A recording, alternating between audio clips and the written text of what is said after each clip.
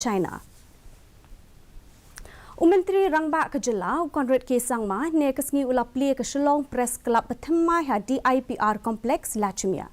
Ke Shillong Press Club ke Barakhe ke jingdap live post nem minta usnem, ke latrai kam na ke yeng wai besipor halo Lachimia.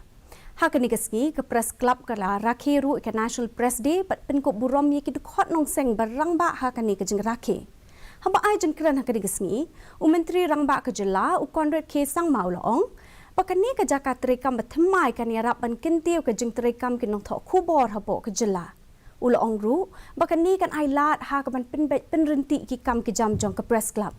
Myntri Rangbah ula benrap bakani ka longkum umau meru bedon kam namar ke jeng don ke opes terekam bepura kan yarap wanra ke jeng scam bat ke jeng terekam jong ke club.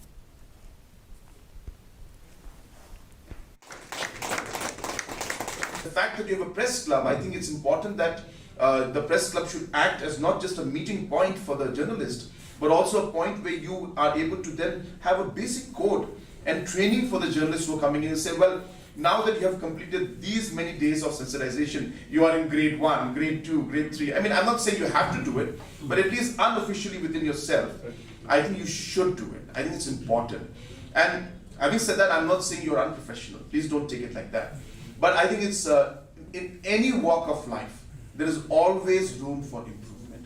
No matter who you are, there's always room for learning. There's always room to get better. There's always room to understand the larger picture of things and try to work towards ensuring that you're actually contributing.